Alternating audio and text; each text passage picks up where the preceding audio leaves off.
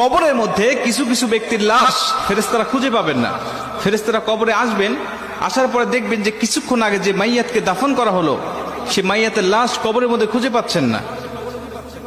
আল্লাহ রাসূল সাল্লাল্লাহু আলাইহি সাল্লাম বলেন, বুখারীর বর্ণনায় আসছে যে মাইয়াতকে যখন দাফন করে আত্মীয় স্বজনরা চলে যায়, 40 কদম দূরে যাওয়ার পরেই তার কবরে ফেরেশতার আগমন হয়। দুইজন ফেরেশতা তার কবরে আসে।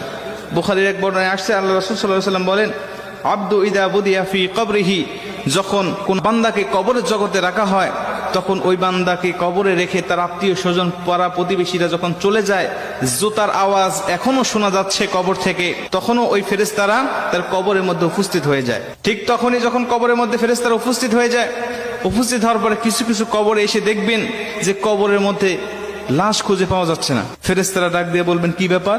কিছুক্ষণ আগে একজন ব্যক্তির লাশ রাখা হলো, লাশটা গেল কোথায়? তারা তাকিয়ে দেখে যে বিশাল আকৃতির একটা পাখি কবরের মধ্যে শুয়ে আছে বা দাঁড়িয়ে আছে বা বসে আছে।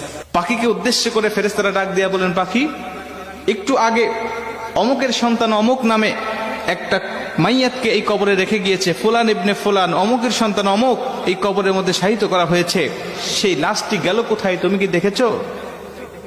পাখিটি ডাক দিয়ে বলবেন, হ্যাঁ আমি দেখেছি। কোথায়? বললেন, সে আমার ডানার তলে ঘুমাচ্ছে, আরামের ঘুম, প্রশান্তির ঘুম দিয়েছে, আমি তাকে কবর থেকে জাগ্রত করব না। ইসরাফিল আলাইহিস সালাতু ওয়াস সালাম যখন সিংহায় ফুঁক দিবে তখন পর্যন্ত আমি তার পাহারাদার হিসাবে এখানে থাকব, তাকে প্রশান্তির ঘুম দেওয়ার জন্য আমি এখানে তাকে পাহারা দিব। মুসলমান ভাইরা আমার, ফেরেশতারা পাখিকে ডাক দেয়া বলবেন, পাখি রে, ওই ব্যক্তিকে একটু বের করে দাও, আমরা তাকে শুধু 3টা প্রশ্ন করে চলে যাব। 3টা প্রশ্নের উত্তর যদি দিতে পারে তাহলে তুমি তাকে আরামের ঘুম, প্রশান্তির ঘুম তুমি তাকে পেরে রাখবে। পাখিটি ডাক দেয়া বলেন, না, আমি তাকে বের করে দিব না, আমি তাকে বের হতে দেব না, আমি তাকে ডাক দিতে পারবো না। খবরদার, তোমরাও উচ্চস্বরে কথা বলবে না।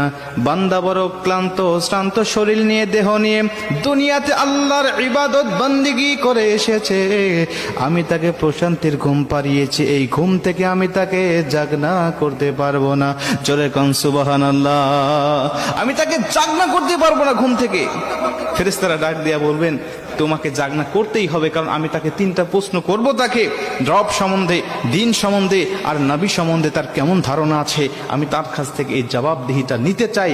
তারপরে তুমি তাকে আরামের ঘুম, প্রশান্তির ঘুম তুমি তাকে পারাবে, যদি সে উত্তরগুলো দিতে পারে। আর যদি না দিতে পারে তাহলে তার কবরটা হবে জাহান্নাম, জাহান্নামের গর্ত, তাকে জাহান্নামের বিভিন্ন আযাবগুলো ভক্ষণ করতে হবে।